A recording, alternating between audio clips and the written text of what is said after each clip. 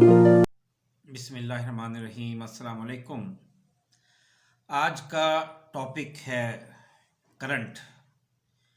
बहुत इम्पोर्टेंट है क्योंकि हमें ये पता होना चाहिए कि अगर किसी को करंट लग जाए तो उसको क्या करें, क्या उसको हम पानी पिलाएं, ना पिलाएं या क्या करें, हम करंट से कैसे बच सकते हैं। फिर ये कि किस मुल्क में बिजली सस्ती तरीन है, किस मुल्क में भी इवन फ्री बिजली भी की एक जगह ऐसी है जहाँ पे पाई जाती है, वगैरह वगैरह। और ये कि अगर हम पाकिस्तान में चाहते हैं कि बिजली हम ज़्यादा से ज़्यादा पैदा करें जिससे ना सिर्फ पाकिस्तान अपनी ज़रूरियात पूरी करे बल्कि बिजली और दूसरे मुल्कों को भी सप्लाई कर सके, तो उसके लिए हम क्या कुछ कर सकते हैं, हमारे पास क्या सजेशंस है, आज इसी को हम डिस्कस करेंगे। देखिए, ये बात आप सबको पता है कि बेंजामिन फ्रैंकलिन जो है उसने बिजली ईजाद की थी, लेकिन असल में जो इसकी ईजाद का सही मानों में सेहरा है वो माइकल फैराडे का सर है। आपको ये बात बहुत अच्छी तरह पता है कि करंट जो है ये इलेक्ट्रॉन्स का फ्लो है और हमारे जिस्म में भी करंट पाया जाता है।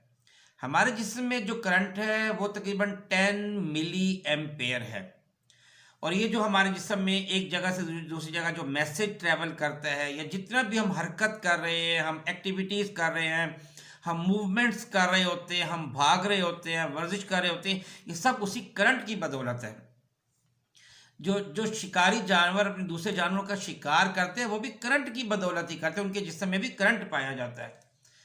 अच्छा, यहाँ पे एक बात आपको बहुत अच्छी तरह हालांकि पता है कि पानी में से करंट बहुत तेजी से गुजरता है, तो फिर इंसान को करंट क्यों फौरन लगता है? उसकी वजह यही है जो कभी गौर नहीं किया शायद, कि करंट के इंसान के जिस्म में तकरीबन 70% पानी किसी न किसी शक्ल में मौजूद है, लिहाजा करंट इंसानी जिस्म को बहुत तेजी से पकड़ता है, लगता है इंसान को।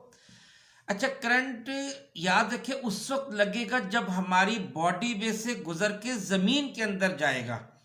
अगर ज़मीन के अंदर ना जाए तो फिर करंट हमें नहीं लगता। इसकी बड़ी मिसाल, अगर आपने सिर्फ एक तार पकड़ी है और आपका जिस्म का कोई हिस्सा किसी और चीज़ को नहीं छू रहा, आपको करंट नहीं लगेगा।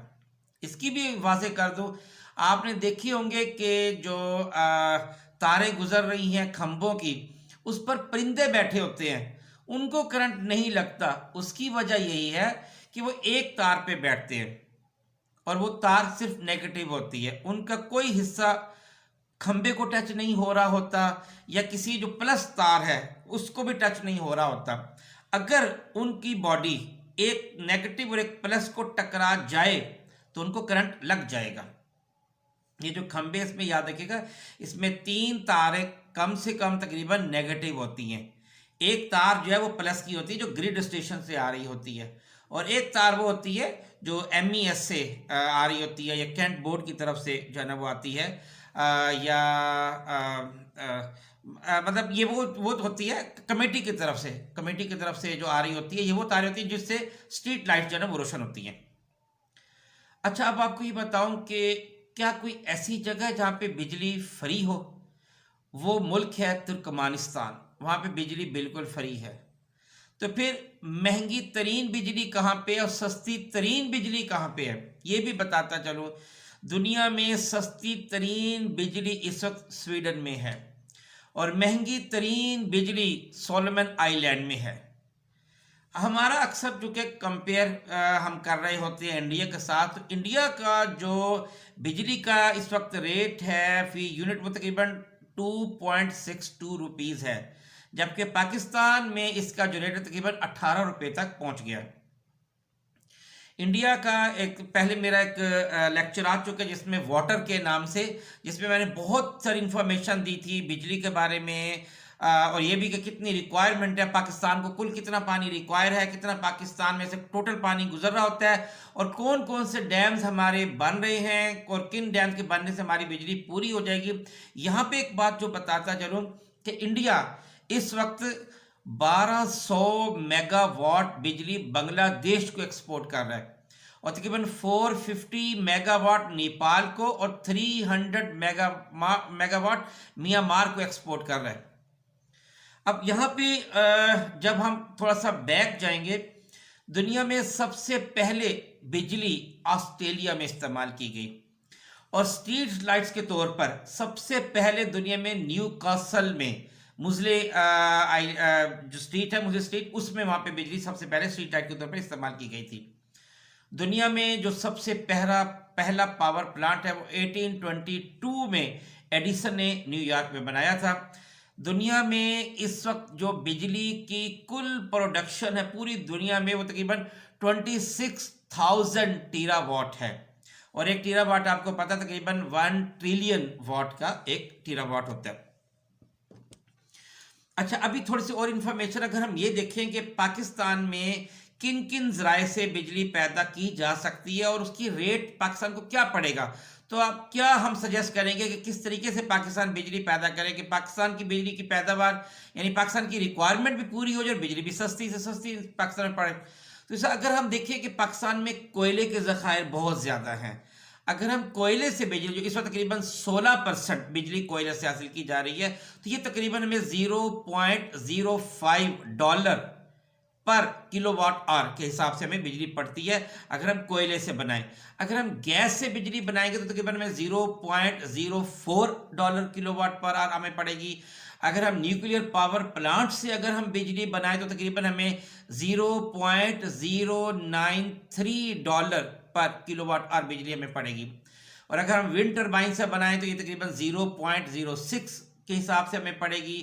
اگر ہم سولر پینل سے اگر ہم اس کو چلائیں تو یہ تقریباً $0.165 پر کلو واٹ آور ہمیں بجلی پڑے گی، اور اگر ہم ہائیڈرو پاور پلانٹ سے اگر ہم کریں، پانی سے اگر ہم کریں تو تقریباً 0.04 کے حساب سے ہمیں پڑتی ہے۔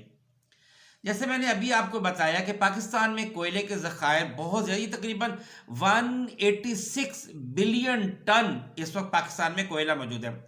اگر دیکھیں پاکستان میں جو کل بجلی کی ریکوائرمنٹ ہے وہ تقریباً 37,000 میگا واٹ ہے، جو پاکستان میں کل ریکوائرمنٹ ہے۔ اگر ہم تمام کی تمام بجلی کوئلے سے پیدا کریں تو اس وقت پاکستان میں یعنی تقریباً 123 سال تک 123 سال تک ہم صرف کوئلے سے بجلی پیدا کر کے اپنی پوری ضروریات پوری کر سکتے ہیں۔ اب میں یہ آتا ہوں کہ اگر کسی کو کرنٹ لگے تو کیا کرنا چاہیے۔ یاد رکھیں اگر کسی کو کرنٹ لگے تو اس کو کبھی پانی مت پلائیں، ہاں اس کے اوپر مٹی ڈالیں لیکن اس کا چہرہ چھوڑ دیں، چہرے پہ مٹی نہیں ڈالی، جس میں مٹی ڈالیں گے کافی حد تک بچنے کے چانس ہو جائیں گے۔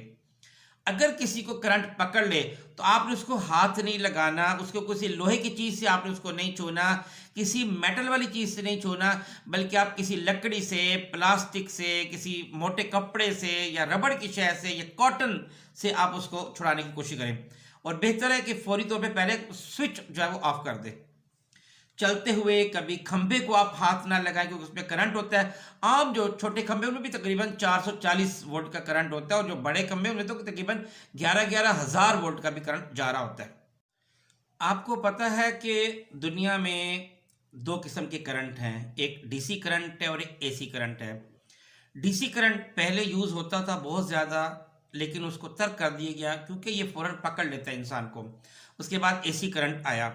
اصل میں اے سی کرنٹ بہت زیادہ انسان کو پکڑتا نہیں بلکہ یہ جرک دیتا ہے، یعنی اگر 1 ملی جول اگر انسان کو کرنٹ لگے تو اس کو بس ہلکا سا شاک محسوس ہوتا ہے، بہت معمولی سا اس کو محسوس ہوتا ہے بس۔ اگر 30 ملی جول انسان کو کرنٹ لگ جائے تو انسان کو ایک جرک لگتی ہے، لیکن اگر یہ ملی جول 1000 سے کراس کر کے تقریباً 1300 ملی جول انسان کو کرنٹ لگے تو انسان مر جاتا ہے۔ بہتر ہے کہ جب آپ بجلی کا کام کر رہے ہوں تو آپ پانی سے بچیں، خاص طور پہ پانی میں کھڑے ہو کے، یہ پانی سے نزدیک تو بالکل کام نہ کریں۔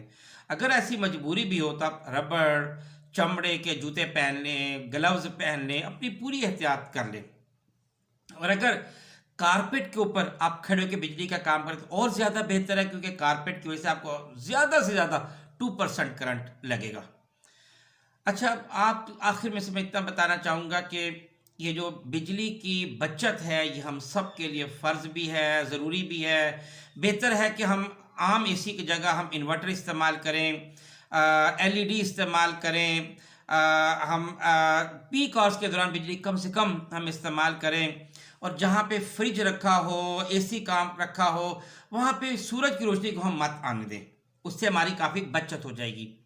اور آخر میں ایک میسج دینا چاہوں گا کہ ہماری جتنی بھی ملک کی ترقی ہے اس کا ڈپینڈ بجلی پر ہوتا ہے، تو کائنڈلی میں سب سے اور حکام بالا سے بھی درخواست کروں گا کہ ڈیم زیادہ سے زیادہ بنائیں، کیونکہ یہ بہت ضروری ہے۔ پاکستان میں ڈیم بہت کم ہے، پاکستان کی اپنی ضروریات بھی پوری نہیں ہو رہی ہیں، تو اگر ہم زیادہ سے زیادہ ڈیم بنا لیں، اور جو ذرائع پاکستان کے پاس میسر ہیں، جیسا کہ میں نے ابھی کوئلے کی بات کی، تقریباً 132 سال تک ہمیں کوئلہ ہمیں بجلی دے سکتا ہے، تو ایسے ذرائع سے ہمیں بجلی زیادہ سے زیادہ بنانی چاہیے، اور اپنی پوری ضروریات اپنی پوری کرنی چاہیے، تاکہ ہم نئی نسل کو ایک اچھا تحفہ دے سکیں۔